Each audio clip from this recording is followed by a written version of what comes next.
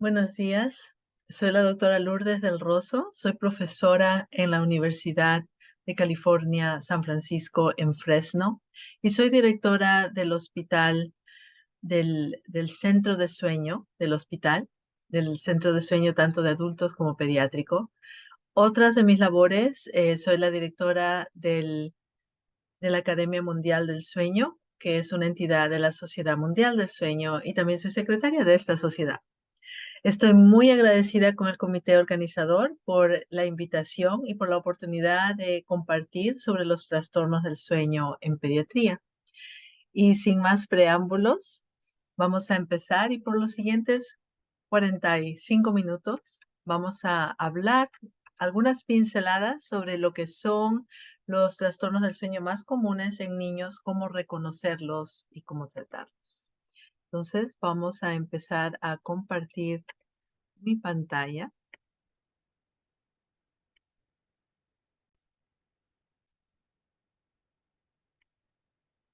Los objetivos para esta charla son reconocer los trastornos del sueño en niños y revisar herramientas para evaluar los trastornos del sueño. Por lo general, como médico especialista en sueño pediátrico, estos son los síntomas o las quejas que los padres presentan cuando traen a sus hijos a consulta, ya sea que el niño tiene dificultad para dormir, o que el niño o la niña despierten frecuentemente durante la noche. Se despiertan muy temprano, a las 4 de la mañana, y los padres ya no los dejan dormir. A veces presentan con conductas anómalas en el sueño, caminan dormidos, hablan dormidos, se mueven mucho, a veces roncan, y muchas veces vienen los padres porque los niños tienen síntomas diurnos, no necesariamente síntomas nocturnos. Entonces, todos estos síntomas que hemos hablado son la presentación de los síntomas en la noche, a la hora de dormir, a la hora de empezar la rutina de ir a dormir. Pero en muchos casos, los niños son referidos por ya sea somnolencia diurna, problemas de atención, rendimiento escolar, problemas de comportamiento en el hogar o hiperactividad, concentración, atención. Muchas veces son referidos para estar seguros que un trastorno del sueño no esté contribuyendo a estos síntomas diurnos.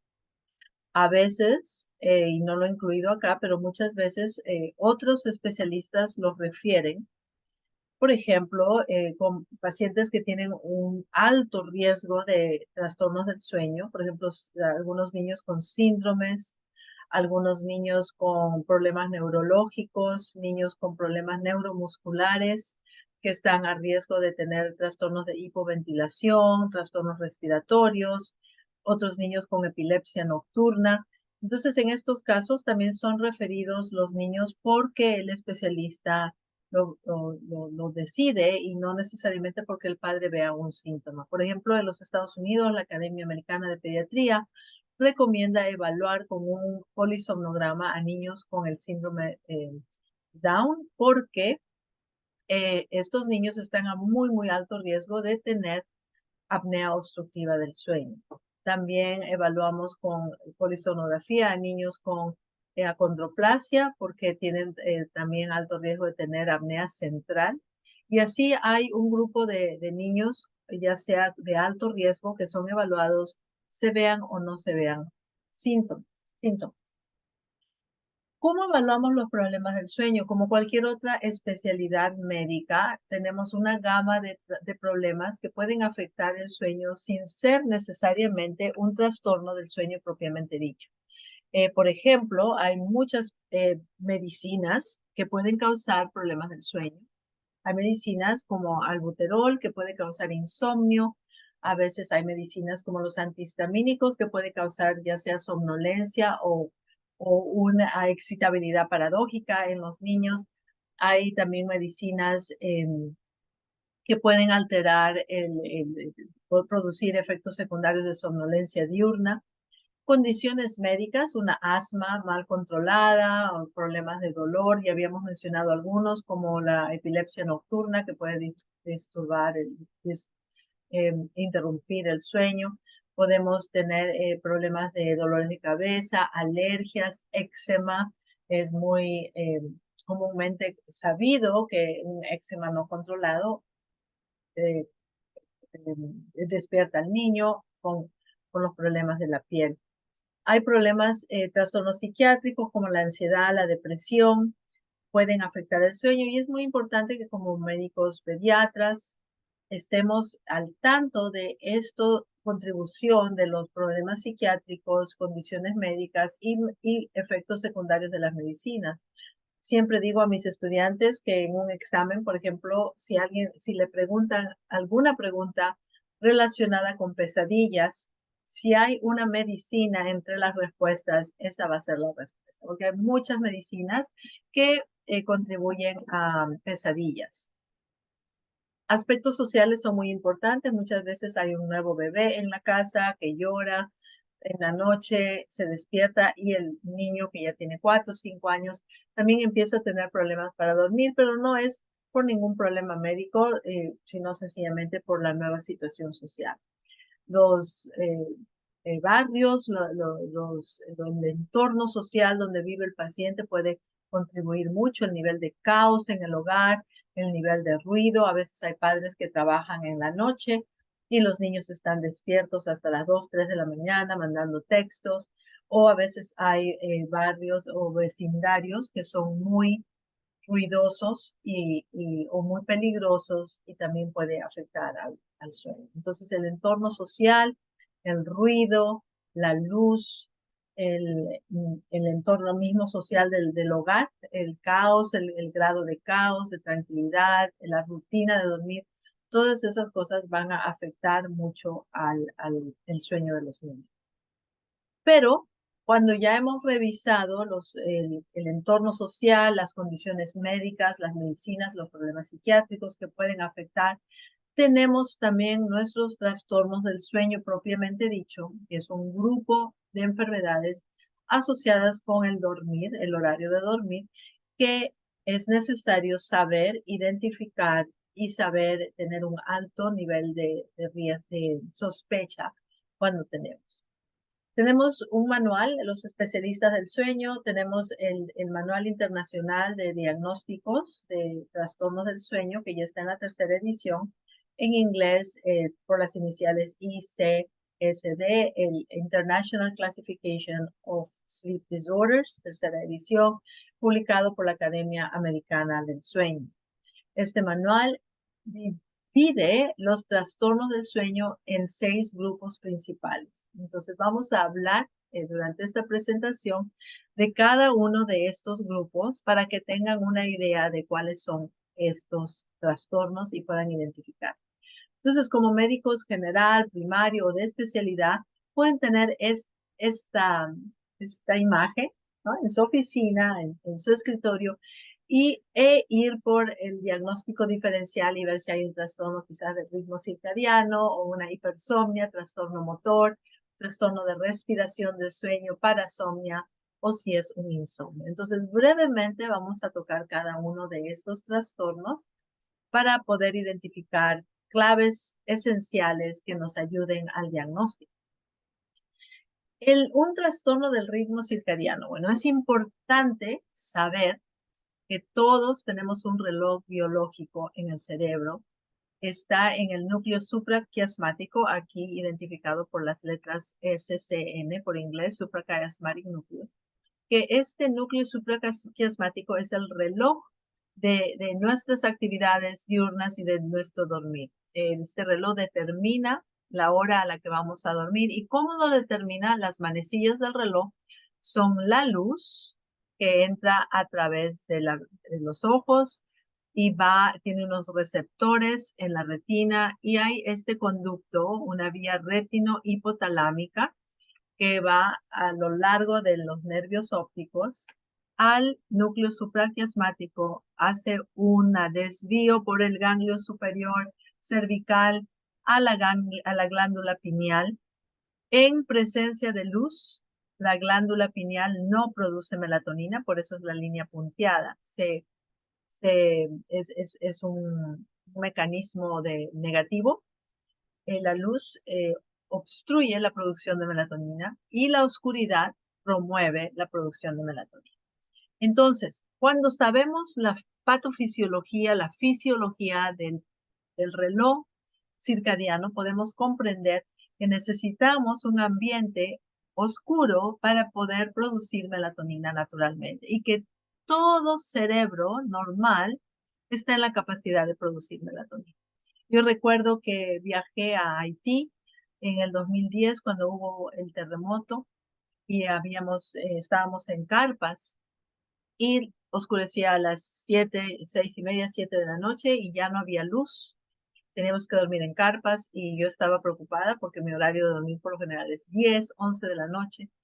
Pero cuando llegó la oscuridad y estuvimos en las carpas, a las 8 de la noche ya estaba dormida y despierta con el sol igual. Entonces, cuando hay un cerebro íntegro, normal, de desarrollo normal, este sistema trabaja muy efectivamente. Este es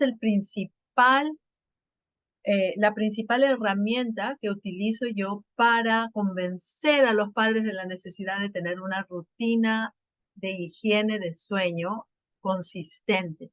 Bajar las luces 1 hora antes de la hora de dormir, apagar las luces y que la habitación esté oscura. Puede tener una lucecita de noche en la parte de atrás, muy baja, pero por lo general es la oscuridad la que va a producir la secreción de melatonina en el cerebro. Y esta es la razón por la que la melatonina ahora es tan popular como un suplemento que ayuda para dormir, pero un cerebro normal debe producirlo. Ahora, tenemos situaciones en las cuales genéticamente este reloj va a actuar con lo que se llama un avance de fase o un retraso de fase. Algunos son unos 5 o 6 los trastornos del ritmo circadiano. Los más comunes son el retraso de fase en la adolescencia y el avance de fase en los niños de edad preescolar de 2 o 3 años. Con retraso de fase queremos decir que el niño no se va a dormir hasta las 12, 1 o a veces 3, 4 de la mañana. En parte es una higiene del sueño, pero en bastante parte también es el proceso de cambio del cerebro durante la adolescencia. Entonces, los adolescentes tienen este retraso de fase naturalmente. Es un poco, no es recomendable que un adolescente tenga una hora de ir a dormir a las 9. No es realista poder ponerles una hora de dormir a las 9 cuando tienen 15, 16 años. Ya su cerebro está cambiando a un horario de dormir a las 10, 11 de la noche. Mientras que un niño de 2, 3 años se va a dormir a las 7, 8 de la noche, 7 a veces, y despierta a las 4 de la mañana, 5 de la mañana y está ya listo para jugar. Igual en los ancianos, a veces existe un avance de fase cuando empiezan a ir a dormir a las 8 de la noche, se despiertan a las 4 de la mañana. Otros trastornos es el sueño irregular, que ocurre, por ejemplo, en pacientes hospitalizados, pacientes que tienen ceguera, que no tienen la luz que puede regular el reloj biológico. Entonces, tenemos, por ejemplo, estos retraso de fase en adolescentes, es bastante común. ¿Cómo diagnosticamos los trastornos del ritmo circadiano? Pues con clínica, la historia, a qué hora te vas a dormir, a qué hora puedes dormirte. La clave del ritmo circadiano es que no existe en realidad un corto sueño. Por ejemplo, si el niño se le deja dormir habitualmente, un adolescente va a ir a dormir a las 11, 12 de la noche y se va a despertar a las 9, 10 de la mañana. No hay una privación de sueño. El sueño está completo, solamente está movido, ¿no? Está movido más tarde. Pero si lo dejamos dormir, aquí, por ejemplo, tiene que despertarse a las 6 de la mañana para ir a la escuela, y ese es el problema. Pero si lo dejamos dormir, duerme hasta las 10, 11 de la mañana. Entonces, esa es la diferencia principal entre el ritmo circadiano, trastorno de ritmo circadiano y el insomnio. En el insomnio no hay preservación del horario de dormir normal y requerido para la persona. Entonces, El tratamiento, a veces utilizamos los dos manillas del reloj, que es la luz y la melatonina, para poder regular el horario de dormir. Hay otros trastornos de ritmo circadiano, como es el jet lag, que cuando viajamos a otra zona diferente, por ejemplo, si vamos a Europa, si vamos a Asia, nuestro reloj biológico toma tiempo en adaptarse, como un día por cada hora de diferencia. Y podemos utilizar luz y melatonina también para regular el sistema. Como les había ya mencionado, los pacientes a alto riesgo son pacientes con ceguera, con hospitalizaciones prolongadas, pacientes con Alzheimer, los pacientes ancianos o con Alzheimer, pero en niños hay una población, por ejemplo, niños con autismo, se ha demostrado que tienen una baja producción en melatonina y la Academia Americana de Neurología recomienda una dosis de melatonina para ayudarlos a dormir. ¿Qué son las parasomnias? Las parasomnias las vemos como las cosas anormales que suceden en la noche, el caminar dormido, el hablar dormido, los terrores nocturnos, todas esas cosas. Pero las dividimos en dos tipos de parasomnias. Las parasomnias del sueño no REM y las parasomnias del sueño REM. El sueño está dividido en estas dos fases y el sueño no REM en tres subfases. Uno, que es la más liviana, 2 y 3, que es el sueño más profundo. Y tenemos el sueño REM. Cada 90 minutos cambiamos y vamos entre sueño no REM, fase 1, 2, 3 y REM, y luego volvemos a fase 2, 3 y REM. Y es un ciclo que se repite durante la noche. Por esta razón, los trastornos de parasomnia del no REM ocurren las primeras 2 horas de la noche. Por ejemplo, es bien común cuando el niño se levanta a caminar dormido a las 11 de la noche, cuando se fue a dormir a las 9, casi 2 horas después. Por lo general son considerados benignos, se resuelven solo, empiezan en la niñez. Los más temprano que empiezan son los terrores nocturnos, los despertares confusos, empiezan a los 2, 4 años, los 4, 5 años el sonambulismo, y se resuelven solos. Una de las más factores que contribuyen a la aparición de estas parasomnias es la factor genético, pero otro es la privación del sueño, fiebre, estrés. Un niño que no duerme lo suficiente está a riesgo de empezar a tener estas parasomnias. Las parasomnias del sueño REM, la más común en niños, son las pesadillas y por lo general ocurren más tarde en la noche, como 2 o 3 horas antes de despertar, cuando el sueño REM es más prevalente. En adultos, el trastorno de conducta durante el sueño REM está asociado con Parkinson. Entonces, esto es cuando actúan el sueño. Si están soñando que están corriendo, se levantan de la cama y corren. Y es un trastorno más violento, menos benigno, no se resuelve solo y necesita evaluación por un neurólogo y un estudio del sueño. Esto es como vemos nosotros los especialistas del sueño, los estudios del sueño. Esto es un polisomnograma. Arriba tenemos en rojo el electrocardiograma, que es un solo lead, y tenemos 6 leads del electroencefalograma, 2 frontales, centrales y occipitales. También tenemos los electrodos en los párpados para ver los movimientos de los ojos, en el ojo derecho y en el ojo izquierdo, que está acá en azul en el medio. Tenemos el mentón, la pierna, donde dice left leg y right leg, y acá los conductos que son los leads respiratorios, con 2 cinturones en el pecho, y uno en el pecho y uno en el abdomen para evaluar el movimiento del pecho y el abdomen. También tenemos oximetría y capnografía. Y acá vamos a ver que este niño que está durmiendo en el trastorno en la fase del sueño N3, se despierta sin ninguna razón, llorando, gritando, inconsolable, no reacciona a los esfuerzos de la mamá de consolarlo. Y esto es lo que se llama un terror nocturno, a veces muy parecido a los despertares confusos.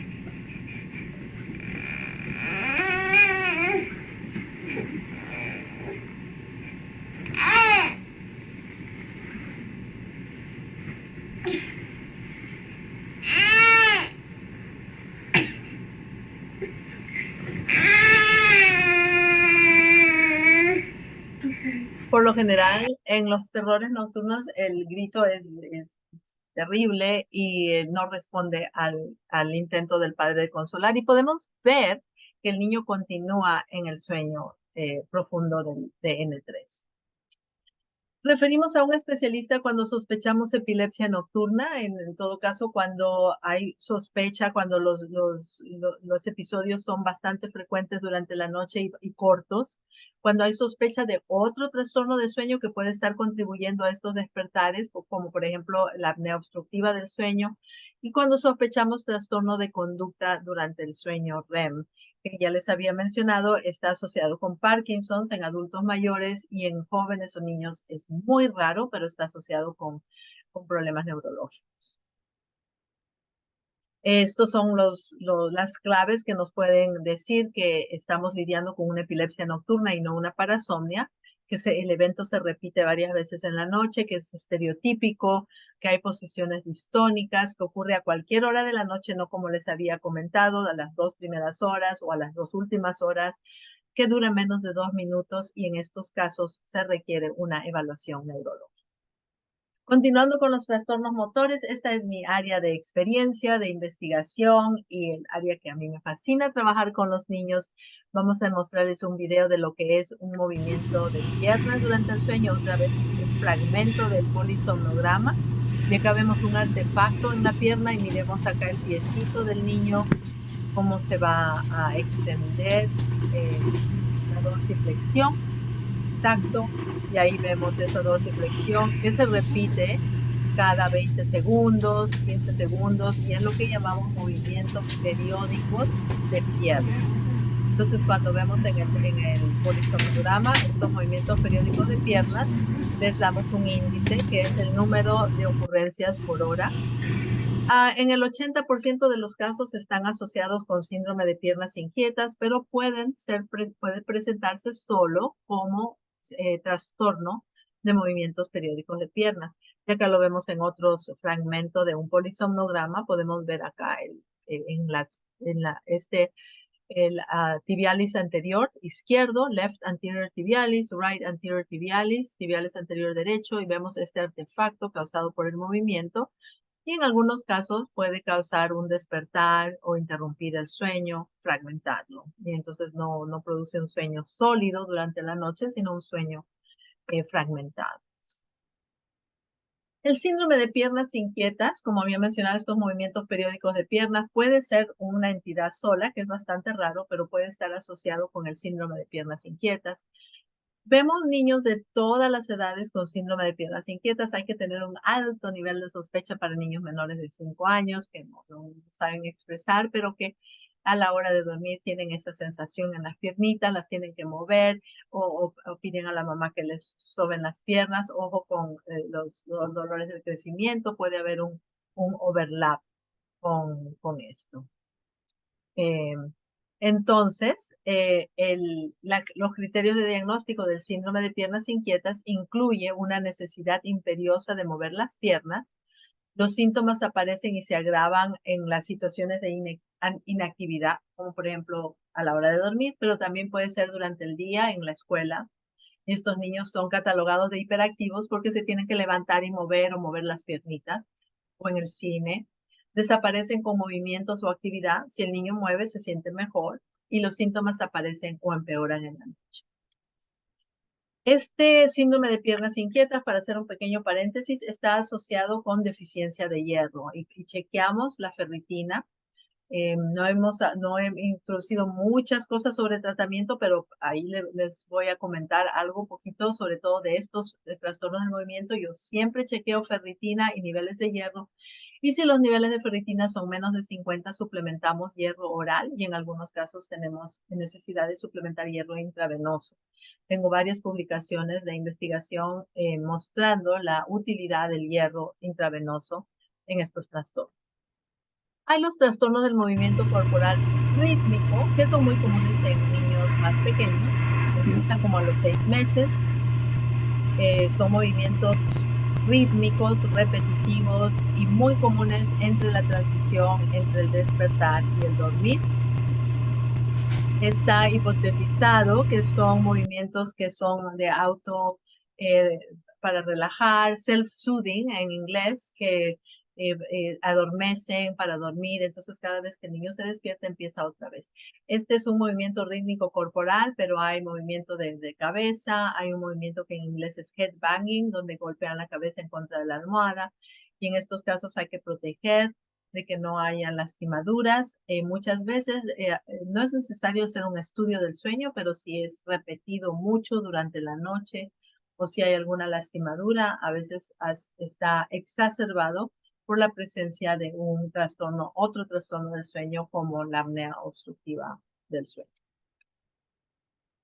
Los movimientos rítmicos pueden empezar desde los 9 meses y por lo general se resuelven solos a los 5 años.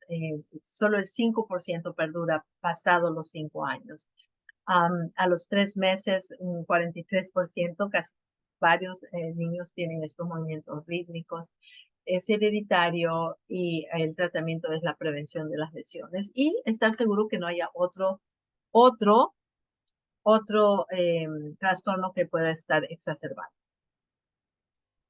Este es un trastorno que hemos descrito en los últimos años, un nuevo trastorno, lo hemos llamado el trastorno del sueño inquieto, porque los niños estando dormidos se mueven continuamente durante la noche y podemos ver en este caso con el polisomnograma que el niño en realidad está dormido, pero hay muchos movimientos de reposición, de cambio de posición, movimientos corporales de músculos grandes, se mueve constantemente. Hemos hecho estudios de investigación en estos niños y hemos comprobado que se mueven por lo menos 5 veces por hora, un índice de 5 veces por hora. Y tenemos un criterio de diagnóstico que ha sido publicado. Esta es la evidencia del movimiento en polisomnografía, ¿no? Vemos acá, estamos en un sueño N2, eso nos da evidencia el electroencefalograma. Vemos que no hay ningún problema respiratorio, no hay ningún problema de movimiento de pierna y de repente, así sin ninguna causa, el niño se mueve, cambia de posición. Y estos movimientos ocurren frecuentemente durante la noche, a cualquier hora de la noche, a un índice de 5 por hora. Antes de pasar al siguiente tema, este trastorno también ha sido asociado con deficiencia de hierro. Entonces, muy importante, si los niños son muy inquietos cuando dormir, los padres dicen se mueven como un helicóptero, mueven demasiado durante la noche. Entonces, chequear la ferritina, suplementar el hierro tanto oral como intravenoso. Es necesario hacer una polisomnografía ahora como criterio del diagnóstico porque hay varias otras cosas que pueden contribuir a los niños siendo inquietos para dormir, como hemos hablado, problemas, otros trastornos médicos, eczema, problemas, medicinas, otras situaciones así. El diagnóstico requiere la polisonografía con un índice de 5 movimientos o más, requiere que también hayan síntomas diurnos como somnolencia excesiva o como hiperactividad o problemas de atención. Entonces vamos a pasar ahora, esto es como les decía al comienzo, son una pincelada de los trastornos del sueño en niños. Ya estamos por la mitad. Y vamos a hablar ahora de los problemas respiratorios, de los problemas de somnolencia, hipersomnolencia y del insomnio. Entonces, empezando con los problemas respiratorios, el más común que ustedes deben estar familiarizados es la apnea obstructiva, pero niños también pueden tener apnea central, trastornos de hipoventilación, hipoxemia nocturna. Esto nomás es una clase de cátedra, es un semestre de universidad, entonces vamos a explicarlo brevemente con el más común que es la apnea obstructiva. Se manifiesta con ronquidos, evidencia de pausas respiratorias, sensación de asfixia, en niños enuresis, dormir en posiciones diferentes como con el cuello estirado, sentado, y los síntomas diurnos son de somnolencia, hiperactividad y falta de atención. Vamos a mostrarles un video. Como ven, es un niño pequeño, debe tener 2 años.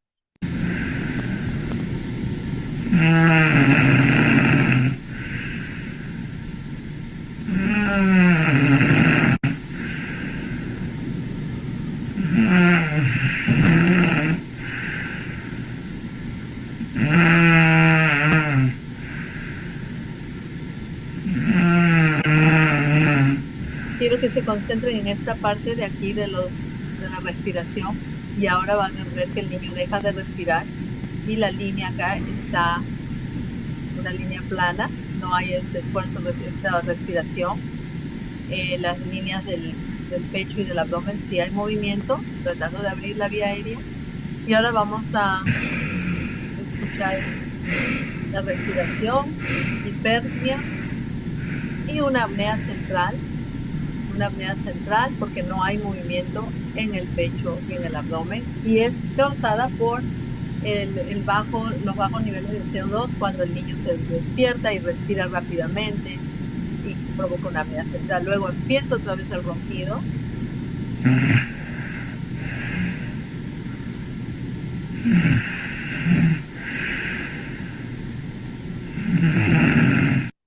Y en este caso continúa con una hipopnea, que no es un cese de respiración, pero es un nivel bajo de respiración con una desaturación.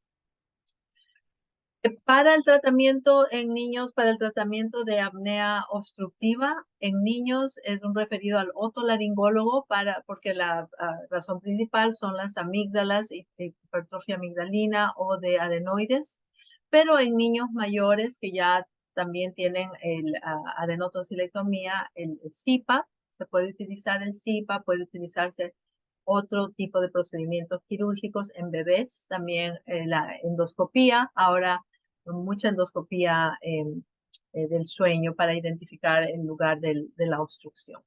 La apnea central, si un niño tiene apnea predominantemente central sin obstrucción, es necesario investigar por qué. Y se puede hacer porque en este caso no hay una obstrucción, sino es una señal del cerebro o otra señal fisiológica que está causando la apnea central. Por lo general, ordenamos una resonancia magnética para buscar razones por las cuales ese es otro tema bastante complicado y bastante importante. Los trastornos de hipoventilación, como había mencionado, a veces vemos hipoventilación congénita o hipoventilación por obesidad. Por eso también en los estudios del sueño de niños utilizamos capnografía para chequear los niveles de CO2. Hipersomnia, un niño que tiene mucho sueño. La causa más común en el 90-95% de los casos va a ser que no duerme lo suficiente. Cuando el niño no duerme lo suficiente va a tener mucho sueño durante el día, pero hay aquellos casos raros en los cuales el niño puede tener una hipersomnia de origen central, como la narcolepsia o la hipersomnia idiopática. La narcolepsia se caracteriza por somnolencia excesiva, pero también puede haber cataplexia. Utilizamos un test de latencias múltiples, que es una prueba durante el día con oportunidades de tomar siestas y el niño se duerme con un promedio de menos de 8 minutos y tiene por lo menos dos periodos de REM en las siestas que toma. En la narcolepsia es importante reconocer que es un trastorno que se manifiesta en la niñez. A niños de 7 años, 8 años, con excesiva somnolencia a pesar de dormir sus horas adecuadas, hay que tener una sospecha alta de narcolepsia. Pero por lo general lo que yo hago es extender el horario de sueño, asegurarme que estén durmiendo bien y después de esto proceder con la prueba. El insomnio, bueno, para hablar un poquito nomás del tratamiento, ya que estamos hablando un poquito de tratamiento en cada cosa, para la somnolencia excesiva cuando hay insuficiente sueño o privación de sueño, es extender el horario de dormir, pero cuando tenemos la sospecha de narcolepsia y hacemos las pruebas adecuadas, si tenemos un paciente con narcolepsia, es importante considerar estimulantes, considerar el tratamiento apropiado. Si no hay un especialista del sueño, un neurólogo. En muchos lugares, en muchos países, hay los neurólogos, pero también los especialistas del sueño tratamos narcolepsia. Es importante también saber que la cataplexia no siempre ocurre al comienzo. Hay otros síntomas que también hablan de la tétrada de narcolepsia, que es las alucinaciones hipnagógicas, la parálisis del sueño, la cataplexia y la somnolencia excesiva. No todos los síntomas se presentan al mismo tiempo o al comienzo, pero la somnolencia excesiva es universal.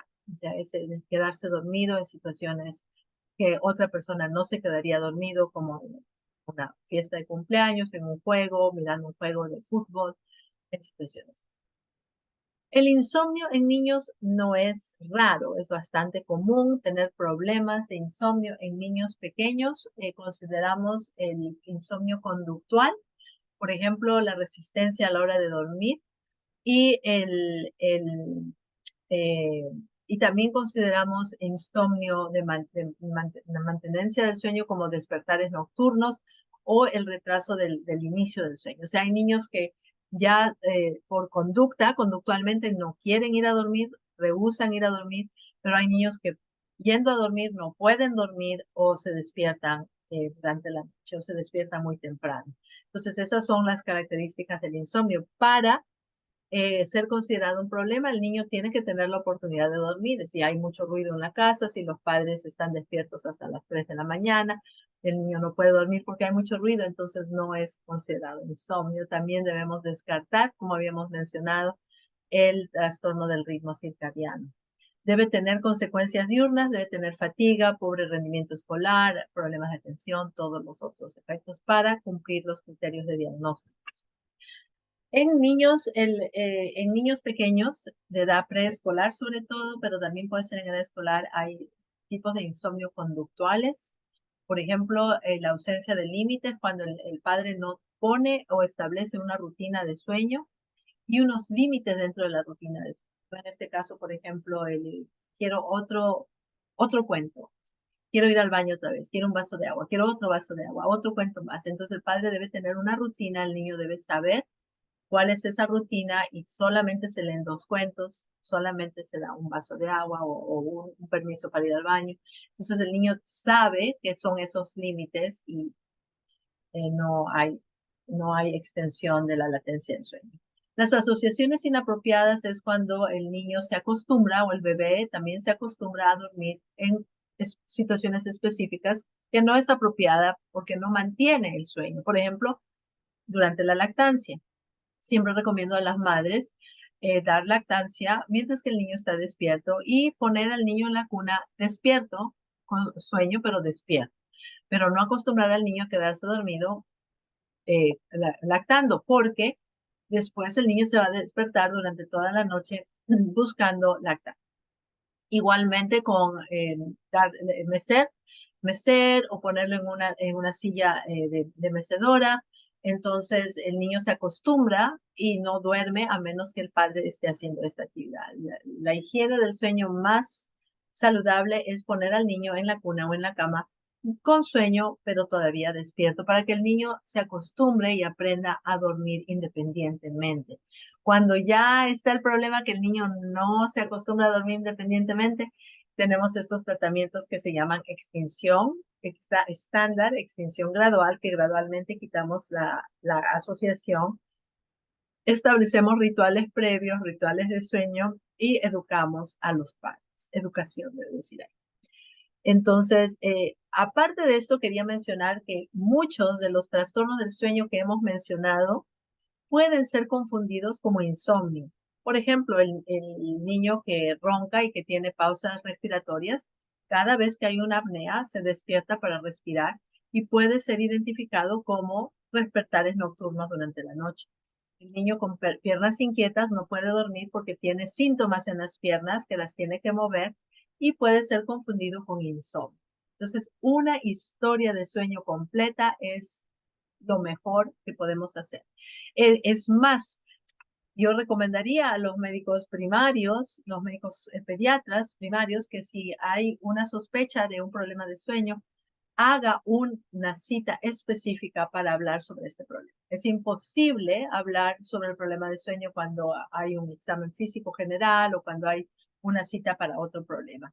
Deberían hacer una cita específica y utilizar 30, 40 minutos para obtener una historia completa. ¿Cómo evaluamos entonces los problemas del sueño? Necesitamos una historia clínica, saber qué actividades ocurren antes de dormir, durante dormir, al despertar. cuál es la rutina del sueño, cuál es el ambiente de la casa, qué es lo que el niño hace antes y qué sucede una vez que está durmiendo. Una historia clínica completa y un examen físico. A veces utilizamos diarios para que los padres nos digan qué es lo que pasa. Actigrafía es un reloj, yo les mostré durante el ritmo circadiano, era una foto de actigrafía. Medimos el horario de dormir, es un reloj que se utiliza en la muñeca y mide el acelerómetro. La polisonografía que hemos hablado, el test de latencias múltiples que hemos hablado y laboratorios que también hemos hablado, que es la ferritina para chequear los niveles de hierro. Esta es una foto de un niño con todos los leads del polisonograma y voy a ir un poquito más atrás para ver la imagen de la actigrafía que vimos ahí. Este es una actigrafía, es los datos que nos da el actígrafo, que mide el movimiento y podemos extrapolar que este movimiento es cuando están despiertos y cuando hay menos movimiento cuando están dormidos. Que es muy raro que un niño se acueste y no se mueva y no se mueva de la. Entonces, con esto hemos terminado. Disculpen el movimiento rápido de las slides. Quería hacer mención que esos son los instrumentos que tenemos. Y con esto he terminado la presentación. Espero que hayamos podido repasar. Espero que hayan quizás aprendido algo nuevo sobre alguno de los trastornos y que hay mucho material y mucho más que expandir en todas estas áreas del sueño. Es un tema y una especialidad fascinante con muchas áreas todavía de oportunidades de investigación en el campo. Así que de nuevo agradezco por esta invitación. Espero que haya sido de su agrado y que hayamos podido aprovechar y aprender algunas cosas nuevas. Gracias.